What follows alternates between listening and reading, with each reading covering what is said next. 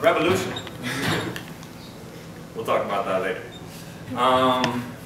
So this is one of my favorite things to say, because usually everybody, first of all, let's do the silent version.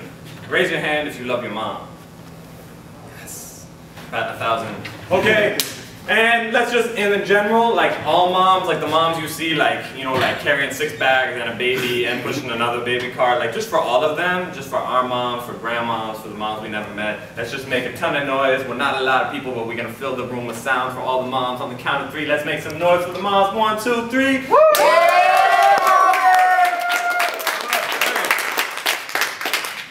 Some mother out there was just like, shoulders. She got strong. That's what I'm talking about. Beautiful. This poem is actually, it's called Professional Momma. Okay? Based on a true story.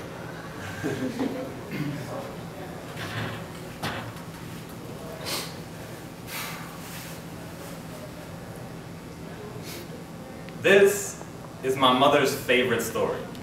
When I was 5 years old, my uncle asked me what I wanted to be when I grew up. I took a second, thought about it, and said, I want to be a mommy. Exactly. Just like that, he laughed at me, didn't think I understood what he was asking me, but I did. Because even while other kids wanted to be ballers and doctors, I never saw any of those guys pick me up from school or make me pot roast and pasta. Meanwhile, my mother was for me what Haile Selassie is to Rastas, made more change in my life than everybody and Obama. She's my Alleluia and Hosanna, so this is from my mom. You probably didn't notice you were teaching me to protest, but you were. Because you gave me the fearlessness that has followed me from Palestine to Albany, with fistfuls of humility to treat this life with fragility. The freedom song that's filling me is the lullaby you used to sing to me that taught me no one should have to live through nightmares. And that lesson has become the root of my profession. So tonight I'm celebrating all the women who taught us to fight for human rights, articulating Article 1 by welcoming us into this life. You see, my mother is the personification of the ideal United Nations. Actually loves everyone with equal dignity and patience, which is why I'm so passionate about Article 2, freedom from discrimination. And she had love like the sun had light, so I had Article 25's food and a place to sleep at night. Plus, her compassion taught me freedom from persecution.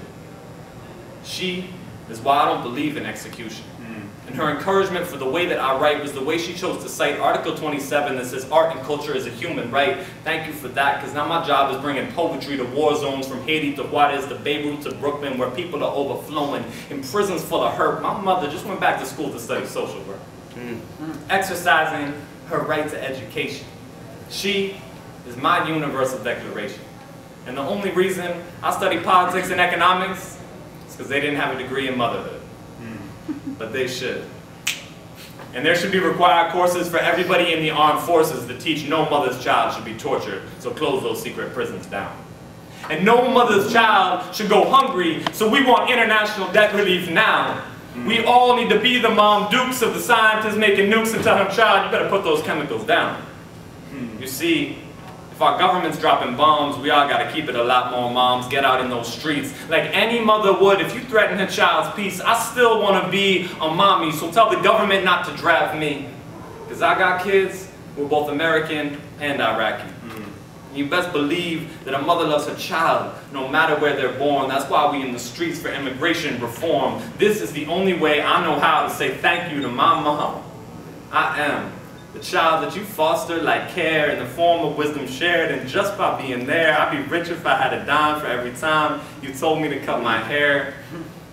But in savings I am poor, because I always sent my money back to Ecuador so there could be just a little more food on those plates where hunger often waits. You taught me never hesitate to give, so this is how I live. If my income can become bread, it will.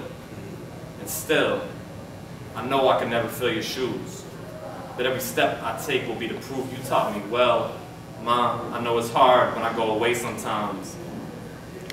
I know you miss your baby and you worry about my safety, but remember, I only do what I do because when I grow up, I want to be like you.